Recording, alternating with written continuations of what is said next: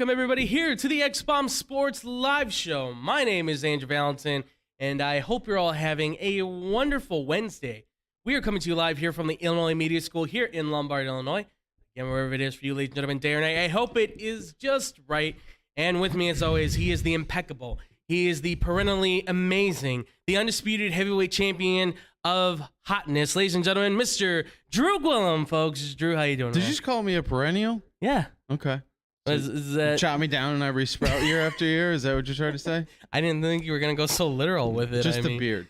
Yeah, the beard. Chopped down a little. And it looks nice, man. Did you do a little bit of work on it? It's groomed. Okay, all right.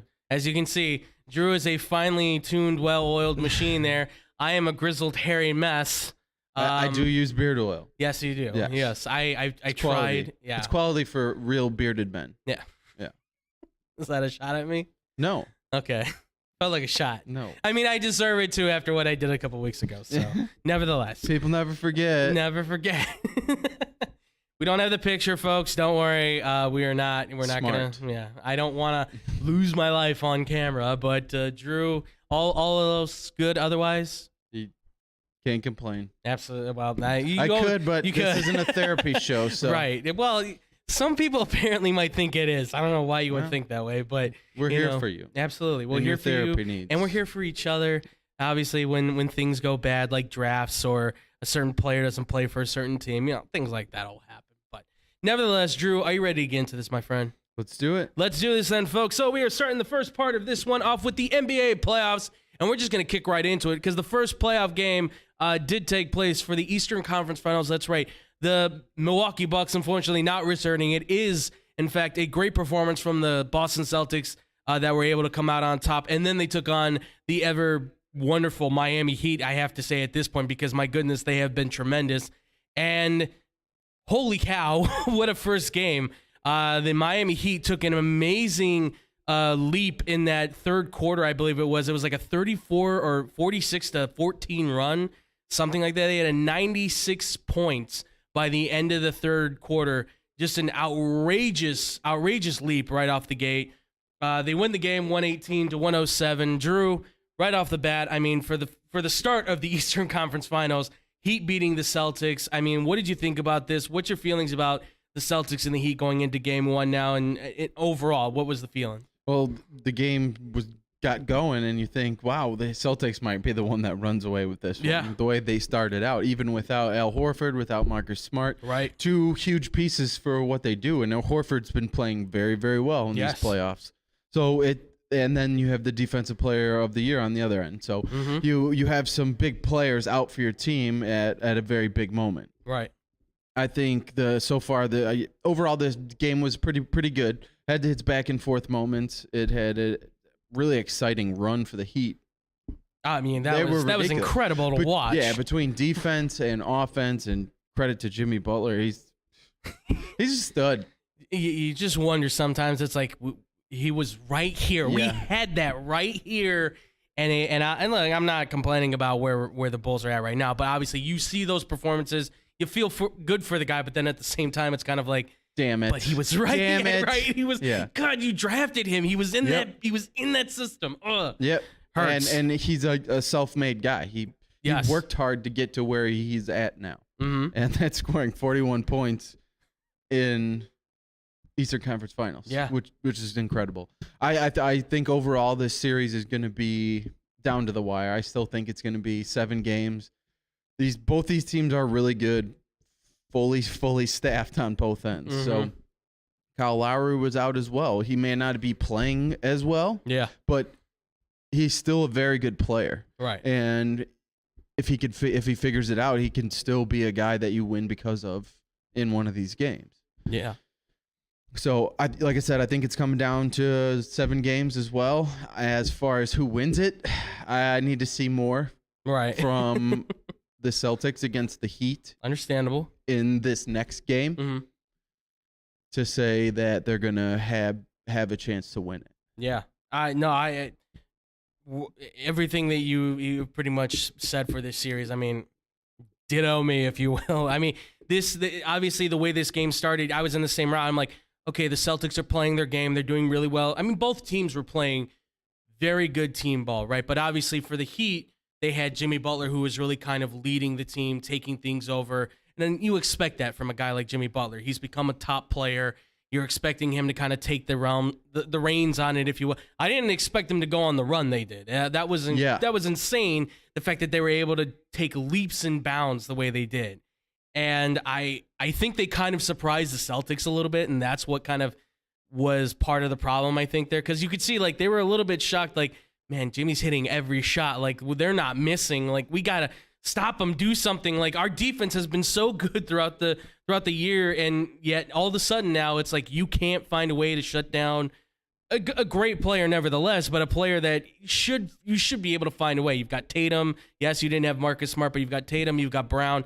Somebody's going to have an answer for him, you would think, and they couldn't do it. And I was surprised by that. I was very surprised by that by the end of this. The Heat are kind of, to me, they're like kind of the bad boys, okay? Not like the Detroit bad boys Pistons, right, but like they're like the bad boys. Jimmy Butler, PJ Tucker types, Adebayo, who's going to be in your ear chirping away. They're kind of like the Pat Beverley type of players who is always talking trash to you, has no problem getting in your face as well. No. And then other than Marcus Smart really on the Celtics, they're kind of more of like the low-key nice guys. Right. You know, you have Tatum and Jaylen Brown who seem more like quiet guys on the court. They don't seem like they talk a ton of trash. Yeah. But so to me it's kind of like, bad boys versus the good boys here. Right. Well, I mean, let's be honest on this too.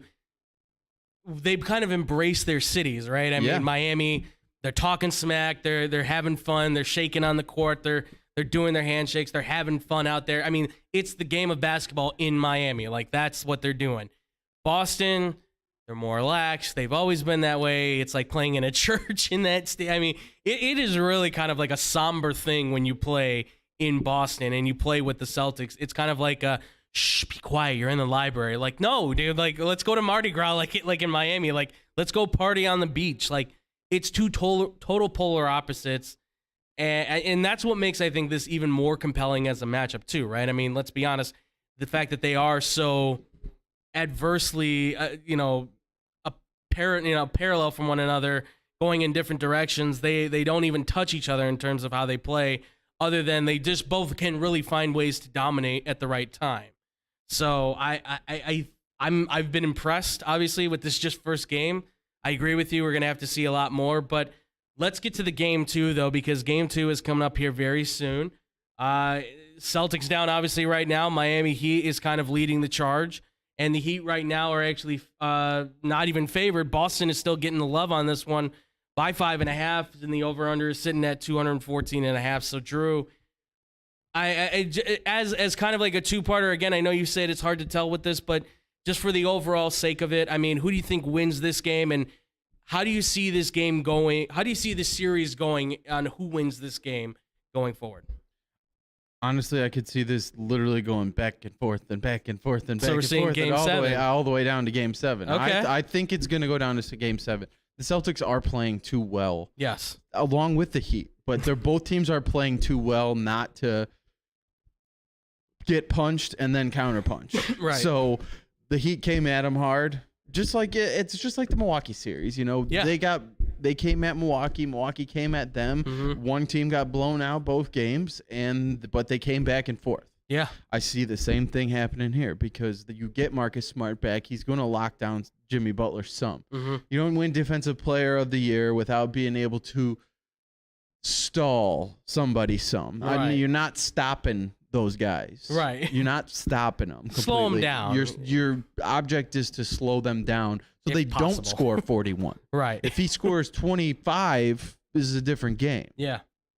Maybe somebody else scores. Who knows? But things change when you slow down the other team's top player. Right. So I think the Celtics are going to come back strong in Game 2, and I think they're going to get the win. I think it's still going to be a close one. I'm going to give, I'll say 5, so I'm not quite at the 5.5. Okay. But so I'm going to say 5 points, and I'm going to take the over. All right. I think this is going to go Game 7 too. I think it's going to go down to the wire. I will say in this game, I think it is going to be the Celtics, and I do think in the series it is going to be the Celtics because collectively, they just look better. And I know right now, Marcus Smart says he should be good for game 2, from what I have heard. It is Al Horford right now who is the unlikely one. He will most likely not be playing in game 2. But when they get those 2 back, obviously you've got your defensive player of the year to shut people down, like Jimmy Butler or Tyler Hero or whoever you can throw at the perimeter. Al Horford's going to be down there fighting with Bam Adebayo, which I think is going to be great because Bam Adebayo doesn't back down. Al Horford doesn't back down. Right. Somebody's going to get into a fight. Somebody's getting an elbow in the eye is what I'm trying to get to. Like, a throwdown's going down. And then plus them getting Robert Williams back, too, is a nice piece for them. He played very well.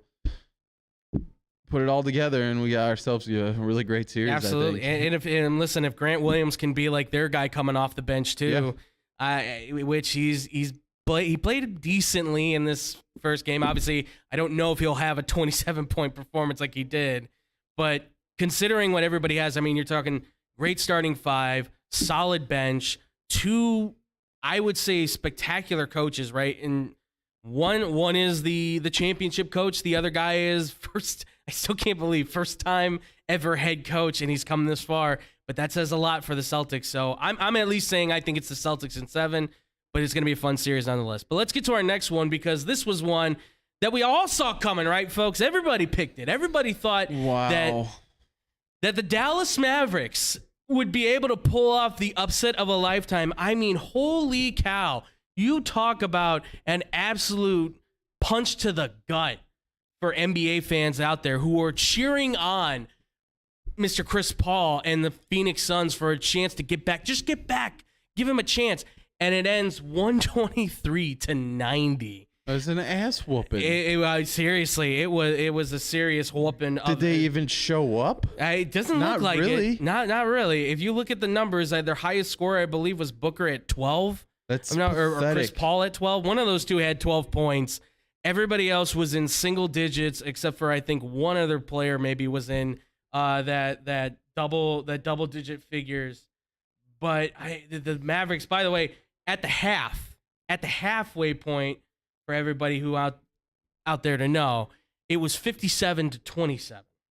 Okay, the Phoenix Suns only scored 27 points in the first half. Like, you can't have that happen. That can't be the case. Actually, Devin Booker led the team with led the starters with 11 points. It was Cam Johnson who led the team with 12 points. It's like a college basketball game at that point. Pathetic. It is. But Drew, good as they were all season long. Go for it, man. Your thoughts for the game? As good as you were all season long, and you crap down your leg at the biggest moment again. Yeah. Again. I don't care if you're injured. Everyone's injured. Everybody's playing hurt. Something right now. I don't. It sucks for Chris Paul, but at the same time, he's the one that's going out and playing. Yeah. You want your legacy to be solidified. Yep. You want that ring. Mm-hmm. Where were you? Yeah. Where were you? Yeah. Because I don't think he was on the court. He might have been out there, but he wasn't doing anything. No. In the first half, believe it or not, DeAndre Ayton, Chris Paul, and Devin Booker combined for 1 of 15 from the field in the first half. So, and Ayton wants to get paid? Right, yeah, exactly. He wasn't there either. No. In fact, actually, Ayton was pulled off the court, I believe, after, 18 minutes, I believe it was, or 15 minutes of just playing, and he was pulled off the court and benched. So, and now it actually sounds like he's pretty upset with his situation in Phoenix, so one man's loss may be others' games potentially. And do you what? I don't know about that one. Now it might be a question. That talk could be for another day, right? We could talk about that for an hour. Absolutely. Well, some things are starting to come to light, and we're starting to hear some things. So, but we'll talk about that later down the line. But now for this game, I mean, this was atrocious. This was I couldn't believe, like, I saw it and I was like, is that the first quarter? And everyone's like, no, that's the first half. And I was like, no, it's not. That can't be it. We were talking, too, about before this game, about how Doncic was going to have a Jordan-esque type of games. Yes. Series. Yeah. For them to win the series. Mm-hmm. Guess what he did? Guess what he did? He's showing why you think KD's the best? Do you think Tatum's the best? Do you think whoever you think is the best, he's saying no. I am. I'm going to tell you right now. I already locked him in as next year's MVP at this point. After this, 35 points, 10 rebounds. He had 4 assists. He came up with 2 steals, 6 and 11 from 3. This guy is obviously one of the best in the league right now. I'm not saying top 15. I'm saying he's like top 5 players, I think, right now in the league. Above Trae Young. Let's get that straight. Whoever's still trying to say Trae Young is above Luka Doncic, I don't know what you were thinking. And by the way, keep this in mind, folks. Phoenix could have had Luka, but they took DeAndre instead. Yep. They were the same draft. Mm-hmm. Keep that in mind. And if I'm not mistaken, was it not Atlanta that traded and swapped with Dallas? To take Trae Young at 4 because they're like, you take Luka, you take the European kid. We want the Oklahoma shooter. We want the Sooner shooter. And how's that working out for Atlanta right now? Now they want to trade everybody except for Trae Young, right? And the Mavericks, meanwhile, everybody told them, and I was almost convinced at some point because I was like, Dinwiddie's not really pulling his weight. 30 from off the bench isn't too bad. I got to be honest. If you're talking about a secondary player, it's pretty good. It's pretty good. It's pretty darn good. And I got to be honest here yet again. I watched that thinking to myself, we cut him for R.J. Hunter. Yeah. Us being the Bulls, of course. The Bulls cut Spencer Dinwiddie they put him in the G League. They brought him up, and then they cut him for R.J. Hunter. Do you know who R.J. Hunter is by any chance, Drew? By any chance at all? Is that a rhetorical question? I mean, if you do you know who he is? Do you know anything about him? At one point. It was the guy that got cut, who Spencer Dinwiddie got cut for and put on the team. Yeah. And that's all you need to know about him. Yeah, that's it. That's all you're ever going to know about him. There's nothing else to know. What could have been, folks. What could have been for the Bulls. But a starting point guard for many moons. A starting point guard, combo guard, really. And so much potential wasted. But that's what the Bulls did. Yes. Guard packs. Yes. Yeah. Thank you so much. They did wonders for this team. You are despised throughout all of Chicago. I'm just letting you know. But nevertheless, this has obviously been this was a horrible series for the Phoenix Suns. It completely imploded. And we're gonna get to obviously some comments that were made about him here in a little bit by a certain player that was actually mentioned a little bit a while ago. So we'll get into that though here in a little bit. But now how convenient. Yeah, how convenient, right? Exactly. But now the Mavericks move into the Western Conference Finals, which congratulations to them.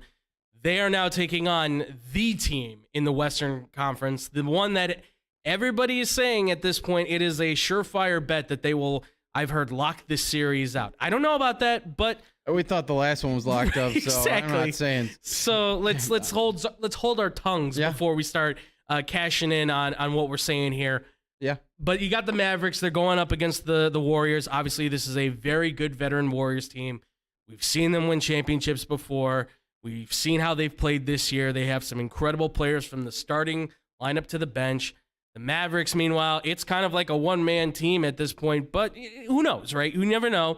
But I ask you, Drew, with Golden State favored by 5.5, with the over-under being at 214.5, I mean, what are you thinking for this series right now? How do you see this one going, and how do you see this series potentially going? I think it'll have its moments, but I think there's going to be some moments that you're like, yeah, the Warriors are in another class. Yeah. I think the Warriors are going to come out in this game and win game 1. Okay. So I think I'm going to give them. I'm going to say by 8. I think they're going to win, not by a ton, but convincingly enough. Okay. And I'm going to take the over on this one. Big question for this series is how do the Warriors stop Doncic? Yeah. Okay. Yeah. And that's supposed to be Mavericks, not Grizzlies. Yes. I apologize. I made a mistake. Yes. Yeah, that's all right.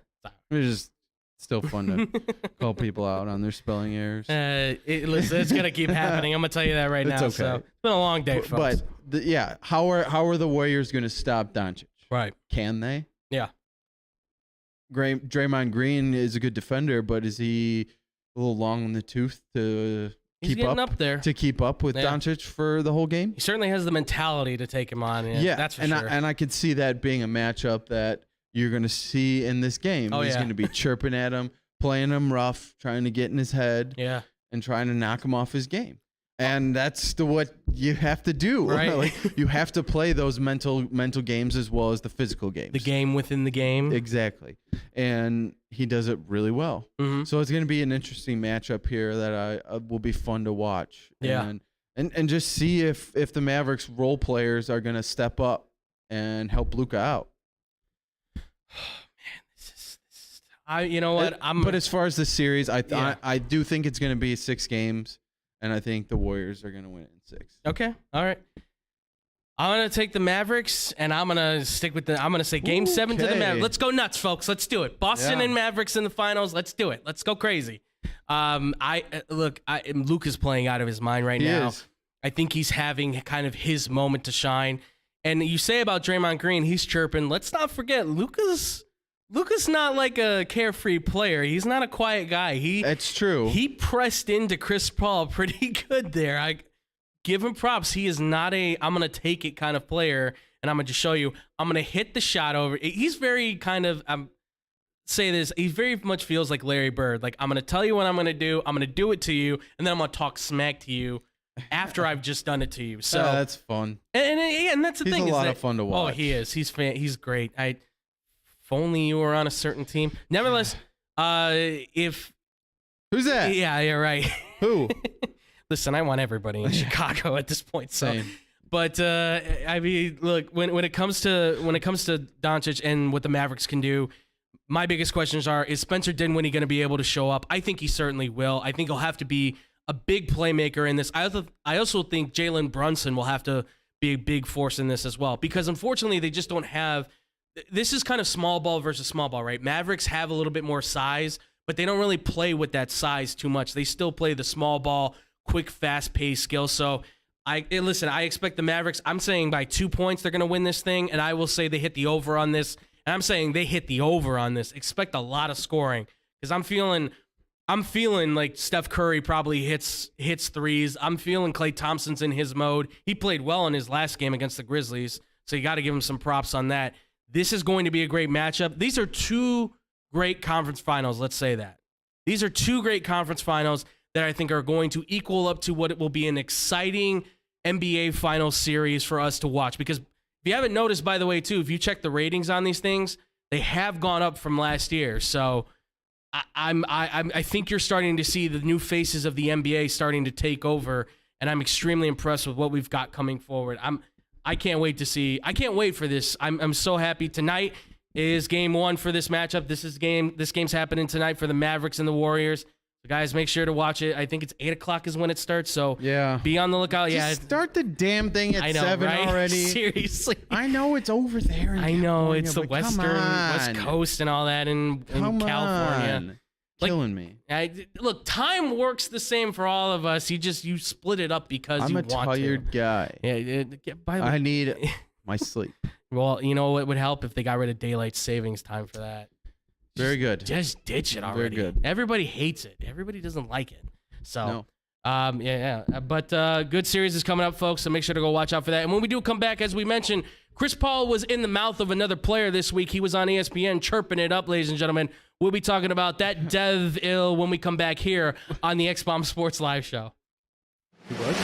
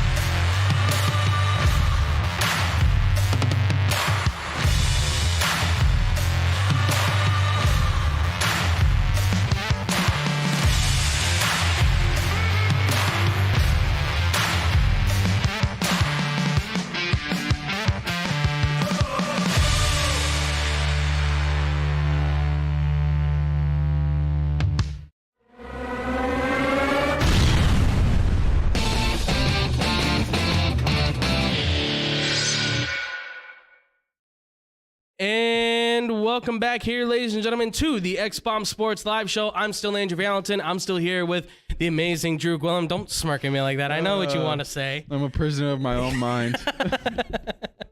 Truly. I love you all the same, man. It's a fun and awful place to be sometimes. It is. Listen, you already made the comment to me offhand, so it's all right. Yeah, exactly. Yeah. But I like to share things with the world. I know you do. I know. Well, listen. One of these days, when we get on that, another platform. Yes, exactly. When we get on that more mature side of things, we will let it all fly out. Okay. For everybody to listen to. So that might be. Yeah. I don't know. They might need to go one step further. Maybe. On like that platform level. Right. Like absolutely. You can go here no, we need to go here. Right. Are you sure you don't want to go from here to like right up here or something like that? You want to make that jump? Oh. Yeah. Right to the top. Yeah. All right. That's fine. Top level. Absolutely. Well, ladies and gentlemen, welcome back again. We just talked about the NBA playoffs, and as we were talking about Chris Paul and a horrible performance he had, well, there was another player that was also having some comments to make about Chris Paul's performance. And if you are unaware of this, a former, can't even say star, a former grudge player, I guess, at this point, the beef man for the team. I'm forgetting what. Enforcer, thank you, the enforcer. An excellent defender, Mr. Patrick Beverley, had some comments to make about Mr. Chris Paul, where he alluded to Chris Paul being a cone, meaning that he was easy to get by and easy to pass by. He believed that Chris Paul should have also been pulled out of the game beforehand instead of DeAndre Ayton as well, which is what I alluded to beforehand. So obviously Patrick Beverley said these things, and as Pat Bev loves to do, obviously he loves to stir the pot. He likes to say a lot of things that will get people going. He's kind of a smaller version of Draymond Green in that way. I don't know, maybe a little bit less talented. Did I say that? Whoops. But now he's going to come after me if he, whatever. But come on then, bring it on. But obviously then Matt Barnes had come to the defense of Chris Paul, basically making sure that he understands the quality of a player, of who he is and stuff. And then also Matt Barnes had some stuff to say about James Harden as well, in terms of James Harden not getting his money, which then Patrick Beverley alluded to the idea that Matt Barnes, look, he's a fine player, but what does he really know? Who raised you, essentially? Like, you don't think James Harden deserves that money and all that stuff? And it has divulged into this thing where now you've got guys like Danny Green, Steph Curry, Kevin Durant is now, all these players are now getting involved with, like, why are you disrespecting Chris Paul? What did he ever do to you? There's that infamous video of him getting shoved by Patrick Beverley, Chris Paul being shoved by Patrick Beverley last year, I believe it was, when he was on the Clippers. So obviously they're not friends. But Drew, I'll ask you this. Before we kind of get more into the meat of things I want to get with, but your thoughts on the Patrick Beverley comments about Chris Paul and the James Harden stuff and all that stuff. What are your thoughts with Patrick Beverley's kind of the commentary he's making? As far as his defense goes, he's not really lying. Okay. I don't think Chris Paul necessarily plays the best defense. But as far as maybe not what he used to be, at least. Right, okay. I was going to say, he is a 9-time all-defensive player. Yes, so maybe now he's not quite there. Mm-hmm. He has played well in the past. Maybe Beverley just has a big mouth and he likes to say a lot of things. I think that's a lot of it too. Yeah. But at the same time, Patrick Beverley is talking on a set somewhere because he wasn't playing. Okay. Yeah. So you could talk all the trash you want, but that's because you got knocked out. Right. You are already out. Yeah. Okay. Time to shut up. Mm-hmm. Time to shut up. When it comes to a lot of the trash talking and the things he has to say, I don't really have a problem with it. It is what it is. People can say whatever the hell they want, whether you let it get to you that much. Right. It's up to you. A lot of times it's hard, but I'm still taking Chris Paul over Pat Beverley any day. So I think a lot of people are. Yeah. So you could talk, but when you're not necessarily on that level of that player, yeah, and you're already sitting on the sidelines, maybe you might want to think about toning it down some. Yeah, I'm right there with you. Look, the comments that Patrick Beverley made in this game, especially, yes, He did not play his best. Obviously, look at those numbers. They are atrocious, right? That's not the Chris Paul that we're used to. However, you are talking about a 41-year-old point guard who has gone above and beyond most others would at this position and is still playing at, I would say, a pretty darn near close to solid place as a starting point guard in the league. Is he scoring 20 points? No. He's only scored like 15 points, whatever, but he's still averaging 10 assists a game. You don't do that if you're not considerably an elite player. Now, when the question, I think, comes up about does he deserve a championship, I don't think you deserve anything.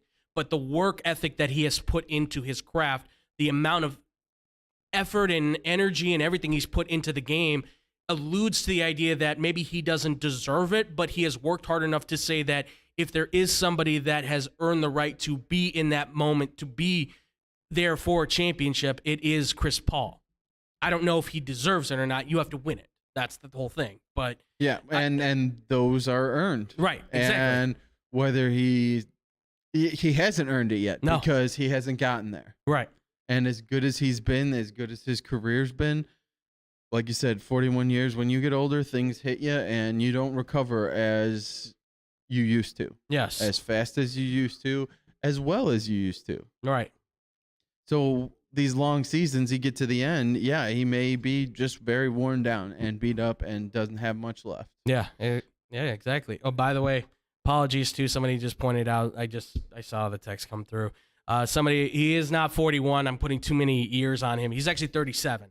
But even still, at 37, like, you've been through a lot. Like, you got to remember, like, this guy really didn't develop a jump shot till kind of like midway through his career when he got to Los Angeles with the Clippers. Like, he was driving to the basket. He was taking bumps and bruises. He was taking the hits. So, listen, look, 12-time All-Star, Rookie of the Year, 9-time All-Defensive, All-Star MVP, 75th anniversary team, right? He's been on all these he's done so much and then some, and there's awards here I haven't even named, right? Obviously, Patrick Beverley, all he's been is a 3-time All-Defensive player, and that's great. Like, and he can make whatever comments he makes, just like we can make whatever comments we make. You have the right to go on the television and say whatever you want. It just sounds a little devoid of reality when you say those things. And as far as the James Harden stuff goes, and this is where I'm going to tie into this now, the idea that he deserves that contract, again, deserves. Yeah, I don't know about that one. That's a lot harder to defend. No, I'm sure there might be some sort of justification maybe for it, but it is a player option.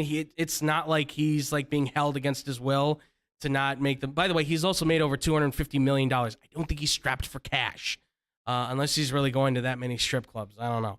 But all the same, this is where I want to kind of get into more of the meat of things with you, Drew, because obviously the Philadelphia 76ers, they took a huge fall against the Miami Heat in Game 6, and now there is a lot of chatter about what's going to happen going forward, right? With Daryl Morey being the general manager, is Doc Rivers going to return? Well, I had a few more questions, obviously, so let's just jump to the first guy, right? Because James Harden, obviously, in this was not good. He looked bad. He had one good game. He had one good game, and somehow it was just enough to keep his stats alive in the playoffs long enough to kind of look halfway decent. But clearly, when you're talking about a player of his caliber, the fact that he was not able to go anywhere near those numbers, even for what he did in the regular season, is a bit of a shock. So, Drew, I ask you this. Obviously, with James Harden, the contract is coming up with the player option. There's the possibility of an extension. Do you agree with Patrick Beverley at all that he is, I know you shook your head before, but do you agree that maybe he is earned that money in some way? Or is there any justification? Let me ask you this. Is there any justification that you can find for why he should maybe get his player option with any sort of extension, be it either Philadelphia or any other team?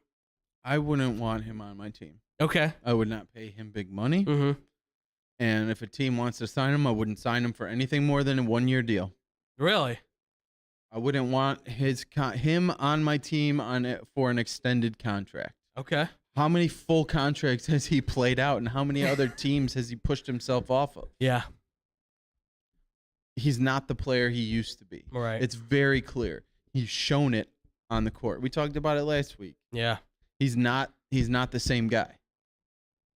And until he shows that, again, it's what have you done for me lately? Mm-hmm. And what he's shown is not the guy that deserves that huge contract. Right. This guy that he is now deserves much less than that. And I cannot imagine hamstringing your team to a player like that who's not who can't be what that contract says he should be. Right. I just couldn't do it.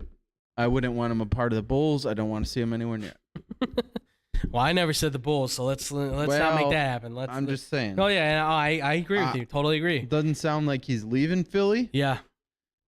Hey, it's his player option. That's the thing. So just fine. Yeah. Listen. When it comes to the James Harden situation, I think you're still getting a very good player. Let's not get it twisted. He is still a very good player. But I think Joel Embiid was the one. He said in his press conference the best. We're not getting the Houston Rockets James Harden. You are getting more of a playmaker, right? You can see that he's become a better passer. He's got great court vision now. He's very good at finding the open man, and there's nothing wrong with that. But obviously, I think what Philly was hoping was that you're getting a guy who would score 24, 25 points. I believe last year, wasn't he around like 24, 25 points, 10.5 assists, something like that for Brooklyn? Like, he was like in that MVP possible conversation because as much as Durant was scoring and Kyrie was scoring, it was like, but he's the one leading the charge for the team. And now, I mean, we've said so much about him at this point. Like, how many times is he going to come in overweight? How many times is he going to come in and not be happy with the way things are going?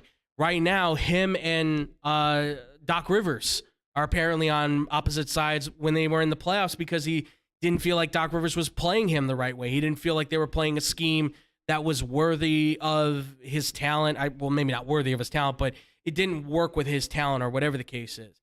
And I think if that is truly the case, then there's a lot more issues going on with James Harden, which if that is the situation, then I would say pick up your player option and then Philly will find another place to trade you away.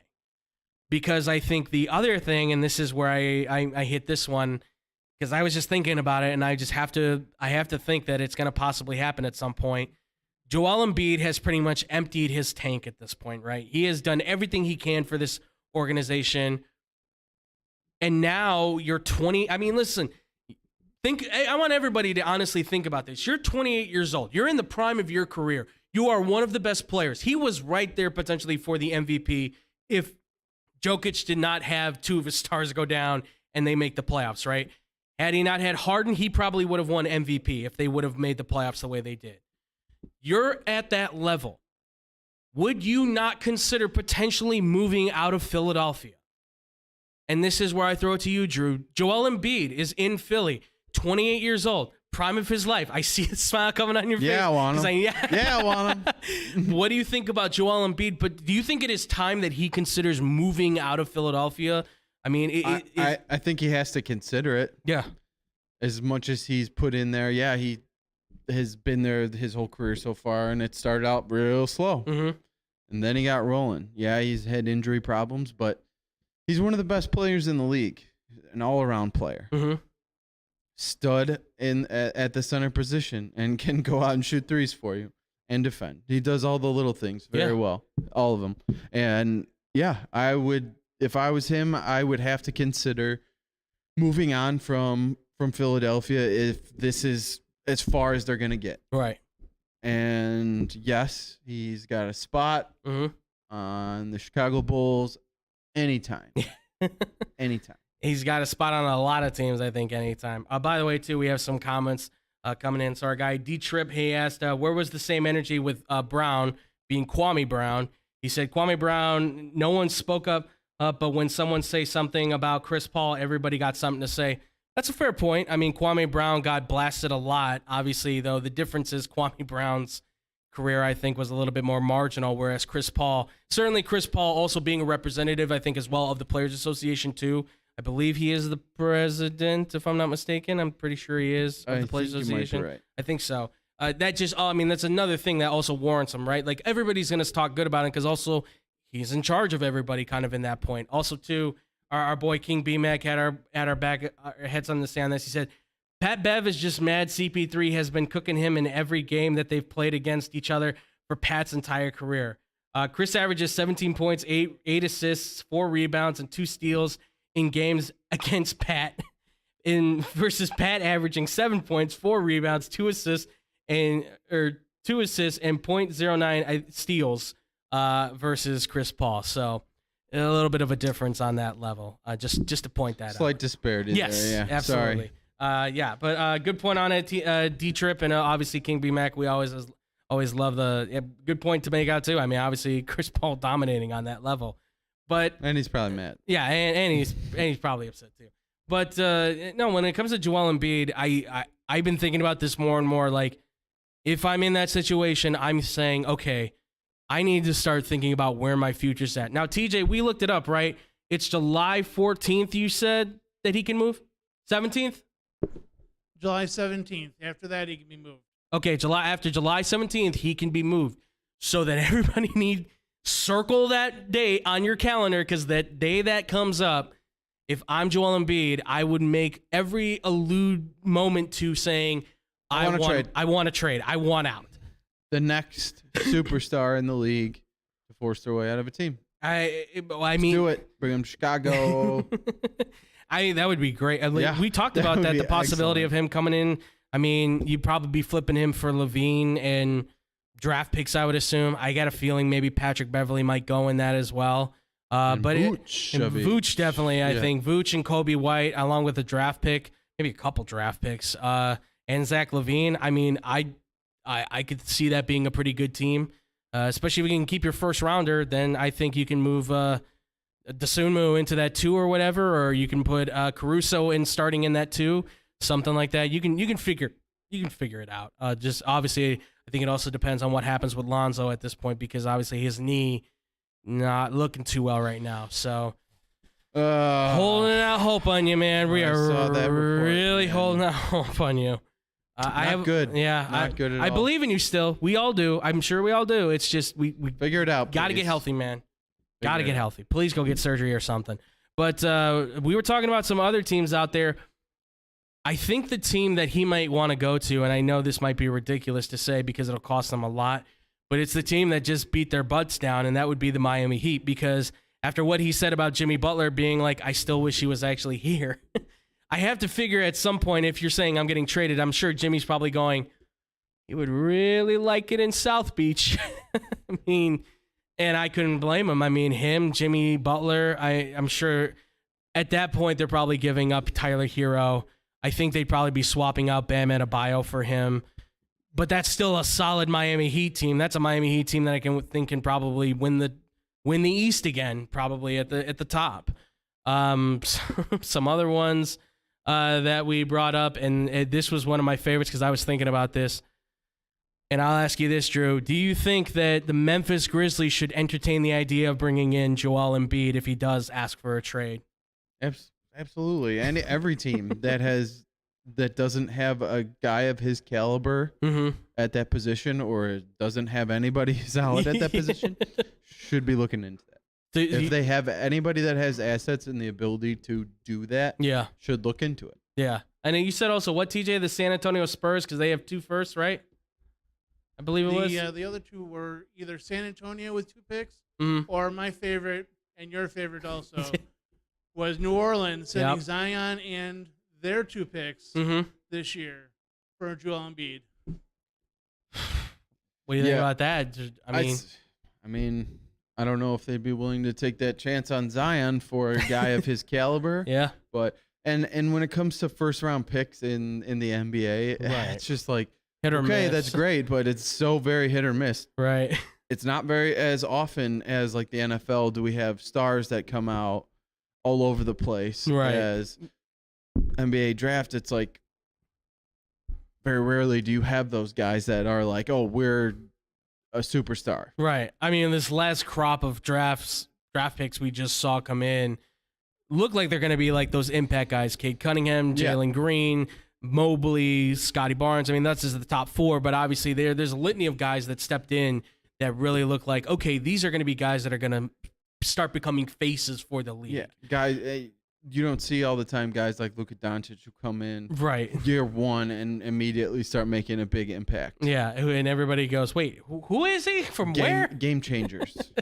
Yeah, it's Very rarely are you going to find a LeBron, but every once in a while you can get a Giannis and you can get a Kobe. So keep that in mind, folks. But that also comes with getting the work ethic and development ability from said player and obviously from the team as well. But listen, Joel Embiid, I think, is going to make things a lot more interesting this offseason. I don't think it's a foregone thought that he will possibly consider getting traded at this point.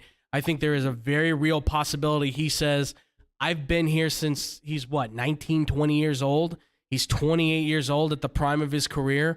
Is it going to get any better in Philly at this point? Doesn't look like it. So if I'm him, I'm looking for a way out. So be it Memphis, New Orleans, Chicago, I don't know about. I don't think New York will ever get the player that they ever really want because they want like Damian Lillard and Joel Embiid and then some. But there's a real possibility that Joel Embiid could be on the move, and Philly may have to really blow things up. I mean, and that's just me. I'm saying it. They should blow things up. But then I want to ask you that, Drew, too. Do you think that Philly, if that is the case, then if Joel Embiid is saying like I'm ready to go, or even if that's not the case, do you think that Philly should really consider kind of blowing things up and starting over from the ground up again? No, because you trade Joel Embiid away, and you're getting some nice pieces back plus picks that you can. Multiple picks maybe where you can add to it as well. So it's like that's the process of it right there. Right. So, starting over from the rebuild using Embiid. They're not getting rid of everybody, trading everything they can, having a bad team trying to get the first pick or win the lottery. I don't think they'll be at that point. Okay. All right. We'll see what happens. I mean, this is going to be a very interesting offseason, I think. I really think that this is something that might happen. So we'll keep our watchful eye on it. Bulls, I'm just saying you don't have to pull the trigger, but I think you at least need to, again, just make a phone call. But I trust in Carnasonis and Eversley and all those guys. They do a great job. Well, with that being said, ladies and gentlemen, we are now moving into the final part of it, which is the NCAA is blowing it up in college football. We'll be talking about that next here on the X-Bomb Sports Live Show.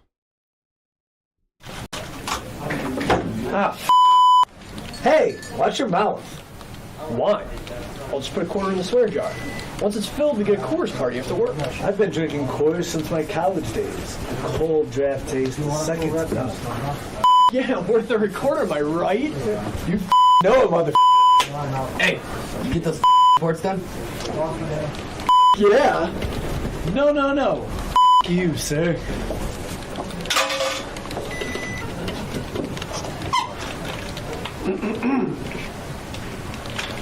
Attention, employees. The staff meeting, scheduled for this evening, will now be held tomorrow early as Who's all?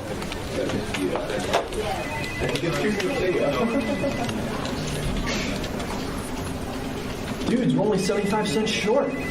Oh, shh. Boss. Hey, sir, go yourself. You're fired!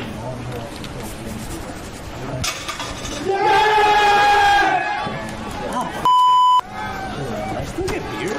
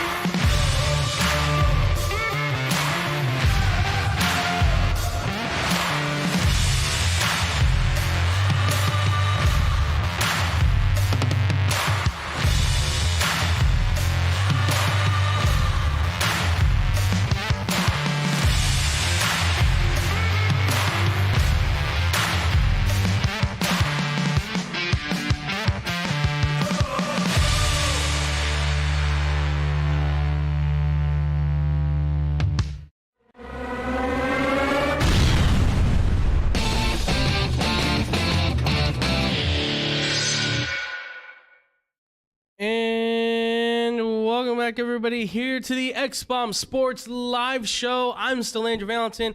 I'm still here with the incomparable Mr. Drew Gwillem. And that's me. That is Drew, ladies and gentlemen. We just got done talking about the NBA playoffs at the start. We also talked about the 76ers and Patrick Beverley's comments. And now we move into the last segment of our show for today. Drew, are you ready to hit this, my man? Yes. Let's do it. Let's do it then, my man. So we go into college football and the NCAA, because if you don't know this was actually just announced today, believe it or not. The NCAA has officially made the announcement that they are relaxing on their restrictions to allow teams to determine more on their level of the conference championship. So basically what this means is that every conference now in college football will be able to control their own destiny as far as their conference championship. So there's no longer a requirement for the team that has the best ranking or whatever to potentially play in said championship, which then moves on to the next part of this, which was the Pac-12 basically saying they are packing it up for the old ways of doing things, because the Pac-12 has said that they are officially moving into a situation where they are going to determine their conference championship, the two teams that go to the conference championship, by basically having the best winning percentage. So basically, it's kind of like they want to do away with divisions. That's what they're trying to do. And along with that as well, too, is also the ACC as well. So the ACC has also made its own proposal along the way. Believe it or not, folks, the ACC has said that it also wants to ditch its divisions, and it wants to go to a format known as the 3-5-5, which is something that I had seen last week. This was during their spring meetings, which basically means that they would play 3 of their rival teams that would be permanent, and then the last 10 teams, they would rotate in their schedule, 5 teams 1 year and then 5 teams the next year, and then leave the rest of the slots open for non-conference games. So with all of this being said, the idea of this new system, basically, for those out there that are just kind of wondering, what am I basically saying in all this, is simply that these teams want to do away with these divisions in order to open up college football more for better matchups, better opportunities, to have stronger schedules that will ultimately lead to better opportunities for bigger bowl games and better chances of making what is the college football playoff. So, Drew, I ask you this. This is a monumental shift for college football, kind of telling everybody, like, you have more control over your conferences, which is what they've always wanted. What do you think about the idea now of divisions maybe being broken up and everybody figuring out exactly how their schedule is going to be set amongst their conferences and non-conferences now as well? I think sometimes change is a good thing. I think that would be here. Okay. Switching things up the way college football has always done. Yeah. We saw with just the playoff system. Yes. that how much we like that. Mm-hmm. We like seeing that, where we want to see more teams now. Right. Okay, so some of these changes are for the better. I think this is, like you said, better chances for better matchups, better games, better. Right. The words I'm hearing is better. Yes. So when it comes to any sport we watch, we want better. Mm-hmm. We want to see better. We expect better play on the field. Right. From the players. Maybe this gives other teams that maybe not had a chance, a better chance. Who knows? But obviously, the way things have been done in the NCAA for a very long time, it's growing now. Right. So I think this might just be like that next step into changing things around to increase fan level, increase better, everything better. Yeah. So I think this is the opportunity for them to do that, switch things around some, make things more exciting and interesting for us, the fans. Yeah, I wholeheartedly agree. And I want to use an example of your favorite college, University of Michigan. They are in the Big Ten Conference, which I don't know if we've talked about this personally, but I am one who feels that the Big Ten Conference may definitely need to make some seismic moves within itself, because it is broken up into the East and the West Division, for those who don't know. I'll read this off real quickly. In the East Division, you have, obviously, Indiana University, the University of Maryland, University of Michigan, the Michigan... You should have led with that. Yeah, okay? Yes, sorry, yes. Michigan State University, Amateur Ohio hour. State University, Penn State University. We don't talk about them. and then Rutgers University. That's the East Division. And on the West Division, you have University of Illinois, University of Iowa, University of Minnesota, University of Nebraska, Northwestern University, Purdue University, and University of Wisconsin. Now, I'm not saying that every school is terrible. Let me be clear on that. All of Not them. all of them. But there are some. Most of them. there are quite a few. Listen, on the East Division is whoever's coming out of that is usually the Big Ten champion, right? Ohio State, Michigan State. There's powerhouses on that side that obviously are going to dominate no matter what, right? In the West Division, there is Wisconsin, really. And maybe if Nebraska can get their stuff together, possibly them, but I doubt it. There's occasionally Iowa. There's for a short time during the season. Yes, for a short time during the season. Maybe Purdue. There was like a little chance that Purdue had a chance at one point to sneak in, but that quickly went away, of course. And that's part of the problem is that on the West Division, you have a lot of weaker teams, and if you have to play your division, then you're playing against weaker teams, and that obviously does not help Wisconsin get to their conference, right? Now, let's say they propose this matchup, right? Let's say that for Michigan, obviously playing in the East Division, we are playing Ohio State and Michigan State and all these teams already, right? Well, if you go back to kind of a more old school style of how things were done, Wisconsin playing Ohio State and Michigan and Penn State, that gives them a stronger schedule. Hey, you win 2 or 3 of those games, you have a better chance of making a stronger bowl, maybe making the oh my God, why am I blanking on the bowl? The one in Pasadena, Jesus, the Rose Bowl. Jesus, my God, my brain just went somewhere else. It gives you that better opportunity, right? It also, again, it makes for better matchups, right? I mean, yes, you will have some of those where, you'll beat the pants off of them, of course, right? But you never know, right? It could be. There could be those fun upsets we like to see, right? It could be Iowa. Iowa for a while there, they were upsetting teams. At one point, they were 4th in the country.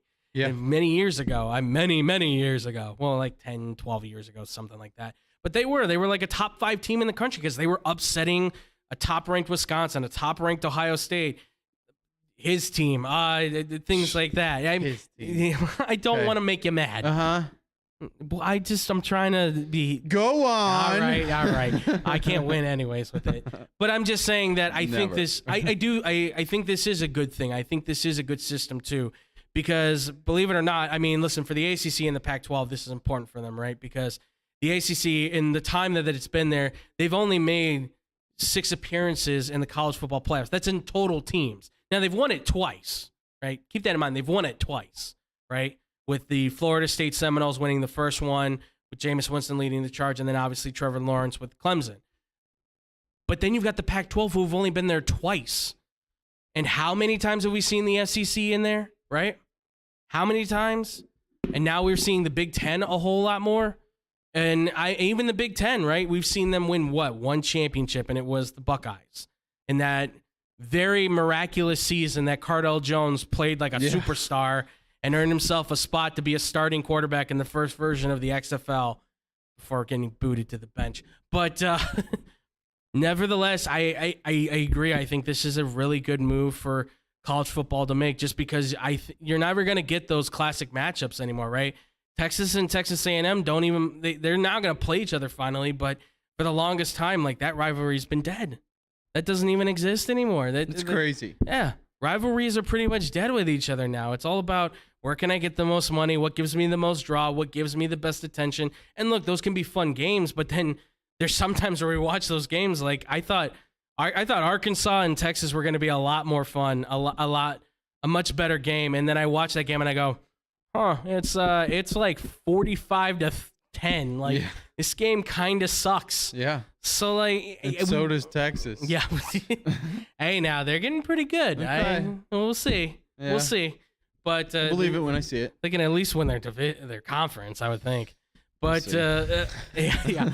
But that's my thing, right? Is that now? I mean, they got to play their conference, and now you have to play. Okay, you play Oklahoma, but then you have to play the rest of these guys. Well, why not shake it up? Why not give yourself other opportunities? It's giving you more chances to better the game of college football and to give people, I think, a better version of it. But Drew, let me also ask you this too, because the more obviously college football is going through significant changes. Now you have this with the possibility of divisions now being eliminated, right? You have the NIL rules now possibly getting a little bit more control now that things are starting to kind of be a little bit more Wild West, essentially, where everybody's just paying for players and stuff. I mean, is it possible that we're getting to a point where maybe some of these colleges you think are going to really, I mean, we've talked about this before, but really start considering the possibility of a break off from the regular college football system? Or do you think that we're maybe getting to a point now where they're going to start to die off of that kind of that way of thinking, you think? I don't know. That's tough because there's a lot of schools that aren't that they don't have the same opportunities as the big ones. It is what it is. Mm-hmm. There's some schools that are just kind of forced into places that there's not much you can do. Right. I think it's tough for all this growth to just happen and it to be right away. Like, this growth takes time. And it takes mistakes to, just like anything else, mistakes need to be made to learn from them and move forward from that. Yeah. So I think as far as college football is doing, like, actually give them credit for actually making some changes and not just being the same old NCAA that it's been for so long. Yeah. I think it's good to see. I think it's a good opportunity for all these schools, and I don't know how it would work out if they separate it. Would they just start their own? Hey, we're college football, but we're not NCAA. Like, how does that? I don't know how that all works. They'd have to have enough schools that want to do the same thing and go off and start their own. Yeah. So. It seems like a lot of moving parts and a lot to work out before that could happen. But it could always be in a discussion if a lot of these smaller schools don't want to go that way. Yeah, I mean, the talk of, obviously, with everything happening, it seems to be that it is kind of soothing the beast, if you will. That is the college football Power Five, the big names and everything like that. Will this appease them enough to kind of keep them happy where they're like, okay, we're going to make our money. College football is going to be more fun. I mean, let's keep it real. Like, college football is already in itself pretty entertaining and fun as it is. We had some really good games last year, but obviously there were parts during the season where we were kind of like, oh, we're hitting the lull of it where, Michigan's got to play like Indiana. Like, who's watching that game, really? Like, we know they're going to hang a 50 burger on them. We know that's going to happen. Oh, Ohio State's going to play, lowly little, Purdue, and that's like 60 points on them right there. Like, yeah, of course, like that kind of stuff. Like, we're not going to watch that. So I agree with you. Obviously, there's a lot to this. There's a lot of moving parts. More discussions are going to be had. I think the NIL rules are going to entail a lot more of this, certainly, because it seems like now these programs are kind of like, well, listen, boosters are disguising scholarships as pay for play, and we need to get this under control. So I think there's going to be a lot more discussions that are had along the way before a college system comes into play. But the Pac-12 has said that this system that they're using, this is going into play this season. The ACC believes that they will vote on it next year, and they will have it by the next season, the 2023 season. So I'm interested to see how it plays out too, by the way. I mean, this gives a lot more opportunities to these conferences to have more control and to give us better versions of games than we want to see, right? I'm tired of watching Purdue and Iowa beat the heck out of each other. I'd rather see the top teams start playing one another. I want to see them have fair chances. Yes, they might get beat to a pulp, but you never know. It could be your day. So I would like to see a lot more of that, getting those opportunities out there.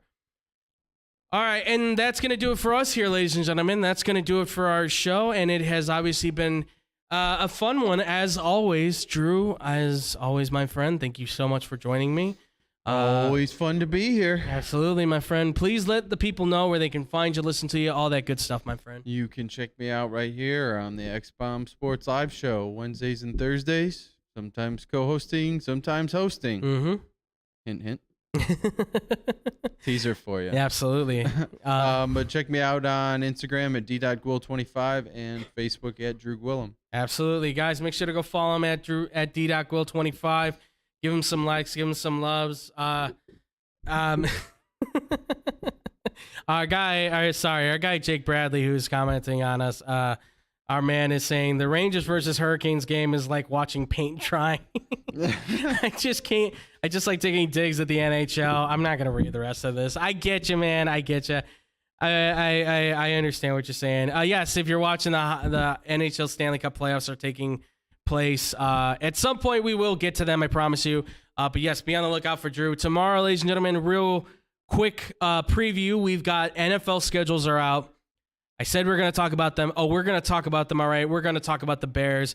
We're going to talk about not every team's schedule because we'll be here forever, but we'll talk about the good ones, the bad ones, who's got the best chances, all that good stuff. And the Bears. Yeah, of course, and the Bears. And then depending on what we've got to, we may lead with some fan questions. We're going to kind of keep it up in the air. We'll see what happens. But guys, you can check me out also too. I am Andrew Valentin. Jesus.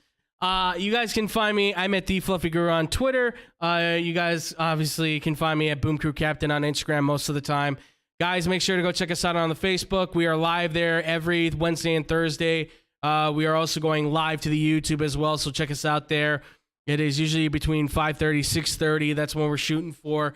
Also, too, guys, follow us on Instagram and Twitter at XBomb Sports. And any questions or comments that you guys have, make sure to hit us up at xbsportsofficial@gmail.com. We want to hear from you guys as well. Also, too, guys, make sure to check out all of these wonderful podcasts, right? We've got Blow the Whistle on the radio side, Sports Town Chicago. You got Blow the Whistle on the TV side on Tuesdays. Things are going to be a little shaky with Blow the Whistle. Our guys,